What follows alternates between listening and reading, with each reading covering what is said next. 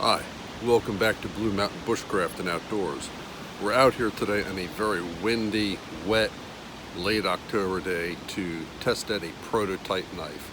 I've had this knife for a little while and have not had an opportunity to use it a whole lot. This is a prototype knife that is currently now in production. This is being made by Slysteel. This is their Skeletek Bushcraft Knife. Pretty interesting design. If you want to see more about this blade, stay tuned.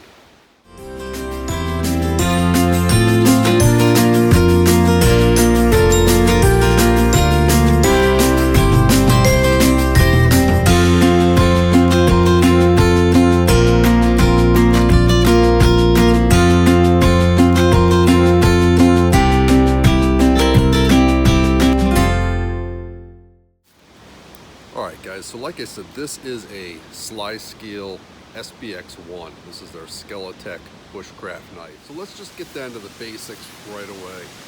Put this down, we'll go over some of the specifications for the knife, we'll talk about it a little bit, and then I'll tell you what project I'm going to put this to use doing today. So let's talk about the design of this knife.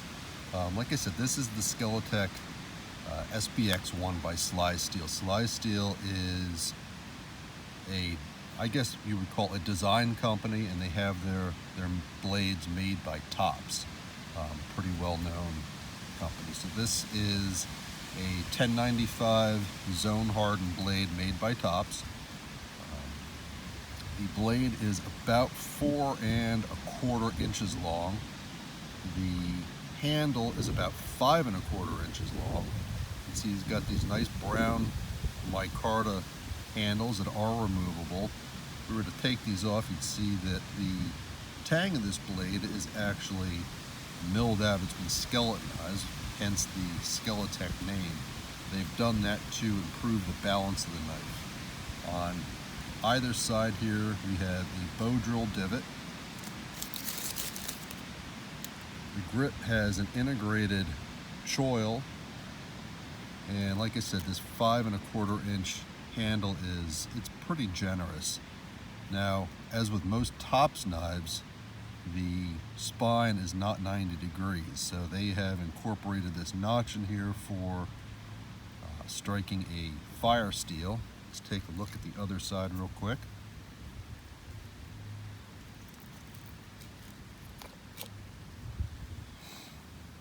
You can see the grind on this knife almost looks like a Scandi grind at first glance. Now, like I said, this is a prototype. It was a tester that was sent to me, and I was not the first person to get the knife. So when I received it, it had a very defined secondary bevel on here. However, the cutting edge was in pretty rough shape. It was a very thick grind. It just didn't cut well, and it was pretty uneven. So I don't think that was how it came from the factory. I think it just over the course of being used, multiple people working on sharpening it, it got a little dinged up. So what I did was I tried to maintain that secondary bevel that they put on there, clean it up and thin it out a little bit. So that's exactly what I did. So what you have on this particular knife is a 20-degree bevel that I used my KME sharpening system to put on here. It is ridiculously sharp now, very even. Now, if this were my knife, I would probably not have put this edge on it. Like I said, it had a very defined secondary bevel on it already, so I tried to stick with that. Now, I don't know if that is how these are going to come from the factory. I kind of don't think so, at least not this well defined. They do put a secondary bevel on them, but I don't think it's quite this high. The blade steel is a relatively thick 3/16. You can see it's got a very stout tip. There is some jimping up top here, but it's rounded. It is not at all aggressive, and it is not at all uncomfortable. There's a lanyard hold back here if you want to put a lanyard on this. And despite being a fairly flat profile, it's pretty comfortable in the hand, not too bad. So those are your specs. Let's talk about what we're going to do with this today. So like I said, as you can already hear, today is very windy, very windy. I've gotten down out of the wind a little bit, but there's still some pretty good gusts coming through here. Yesterday it rained all day long, so everything in the woods is absolutely soaking wet. So what we're going to make today is something called a Dakota fire pit. This may be something that some of you are already familiar with, but basically what a Dakota fire pit is you dig a small hole down in the ground, about yay deep, yay big around, and a secondary hole that connects with the main hole to feed oxygen into it. Put your fire down in that hole. It's going to be protected from the wind, and it's going to get a fair amount of protection from moisture if it's raining. So the first thing we need to do is we need to dig a hole. And no, I'm not going to use this to dig the hole, at least not directly. What we need to do is we need to go find and make a digging stick. This design lends itself well to doing some very light chopping due to the large handle. You can choke back on here and get some light chopping done. So let's do that first.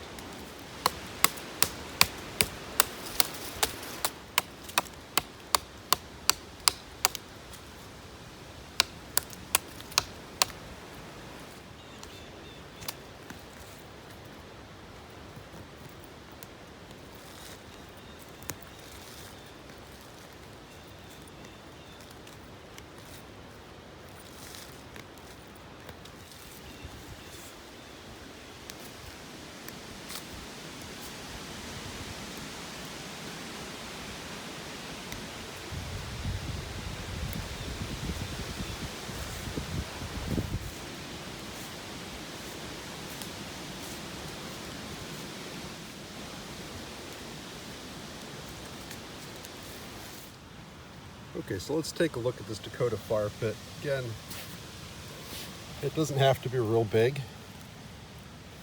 And you can see that the base of my digging stick is sticking through a secondary hole here. And all that hole needs to do is feed air down to the fire. I know the Skeletek looks pretty dirty and ugly. No, I did not use it to dig. Just cut out some of the roots. We'll cut out a few more of those so we don't catch those on fire. Let's go catch some firewood and get something we can burn.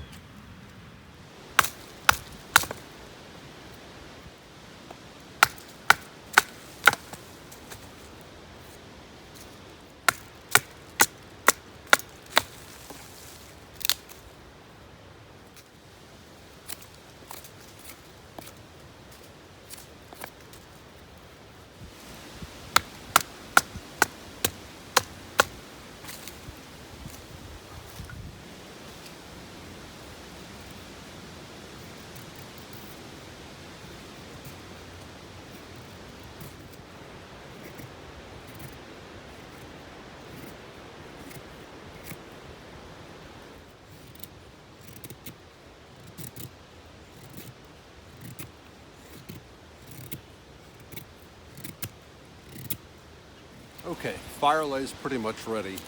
All we need yet is a Y stick and a branch so that we can hang a pot over the fire after we get this thing going.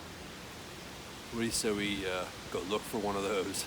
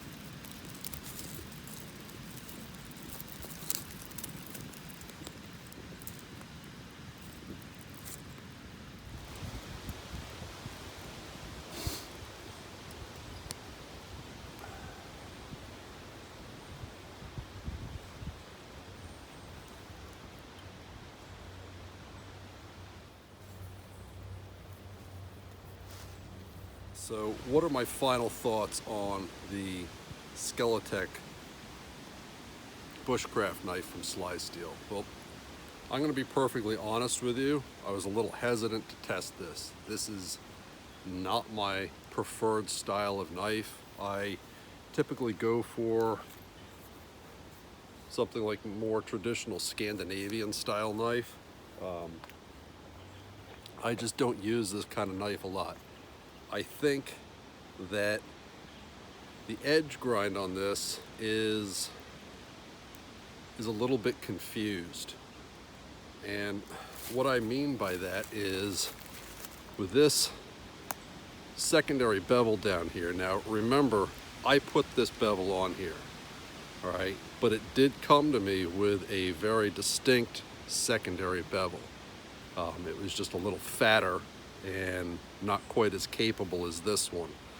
So if this is the kind of grind that they're going to put on it, I'd really prefer to see this turned into a very high saber grind to thin this out.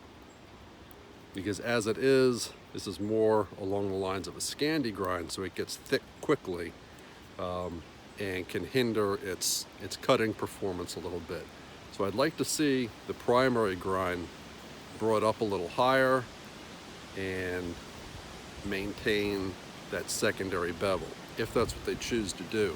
Now personally, if this was my knife, I'd probably get rid of the secondary bevel and just hone that down to a relatively high Scandinavian grind, which you can probably get away with due to the thickness of the steel. But that said, the talk about the grind for this knife can't be 100% fair because this was not a factory fresh knife. So let's talk about the rest of it. And like I said, it's not really my preferred style of woods knife, but quite honestly, guys, I found this to be extremely capable. That large grit allows for the ability to choke back a little bit and do some light chopping, which you saw me do. I would definitely want to put a lanyard on for that, because it does have a tendency to want to come out of your hand a little bit. You can get a very nice secure grip in this fashion. You can even do chest lever grips like this without this protrusion here getting too much in the way, and the ability to choke up using the integrated choil is pretty nice and comfortable. I like that this part has been thinned down a little bit. It really just makes it work pretty well in the hand. The ergonomics on this are not nearly as jacked up as I thought they were going to be. Actually, they're not jacked up at all. It feels pretty good. My only major complaint with this knife is this fire steel notch. As it came to me, it would barely strike sparks off anything. I worked at this edge a little bit with a round ceramic rod and got it a little better, but it's still pretty terrible. I don't like this. I would much prefer to see a sharpened spine. That said, this is a knife that's made by Tops. It's zone hardened, meaning the temper is harder down here in the edge than it is back here in the spine. They do that to increase the durability of their knives. Though this is not likely to break. If anything, putting extreme lateral stress on this blade, maybe you would bend it. But that would be quite a feat since that's 3/16 inch thick. So my final thoughts on this, admitting that I'm coming into this a little bit biased against it because it's not my preferred style, is that it's actually a very capable, very ergonomic woods knife. Is it as easy to do fine work as with my Scandi knife? No, it's not. And you could probably even the playing field out a little bit more by altering this grind. But as it is, it's not bad. It's capable of doing some light chopping. It's very adept at splitting wood. It's certainly capable of shaving. It makes good feather sticks. It is decent at doing finer work. All in all, it's a very well balanced, nicely thought out knife. I like it. Is this something I'm going to carry in the woods a lot? Personally, probably not. Like I said, it's just not my preferred style. But can I recommend it to somebody who this style does appeal to? Absolutely. It's well constructed, ergonomics are nice, the capabilities are good. At 1095 steel is easy to manipulate should you want to alter the grind if it doesn't suit you. Skeletek, my only suggestion would be, if you are delivering these with that pronounced secondary bevel, just get rid of the pretense of a Scandinavian grind. Bring that grind height nice and high to thin that out a little bit. This is a 3/16 inch knife. It's 1095. It's zone hardened. It's tough. You're not going to weaken it by doing that, and I think you'll significantly increase the cutting performance while at the same time maintaining that durable edge that I think that you're going for with the grind that you have on here. All right, guys, that's it for me. My water's just about to boil. I'm going to enjoy my fire. I'm a few minutes out here alone in the woods. We'll see you the next time. Take care, guys. Bye.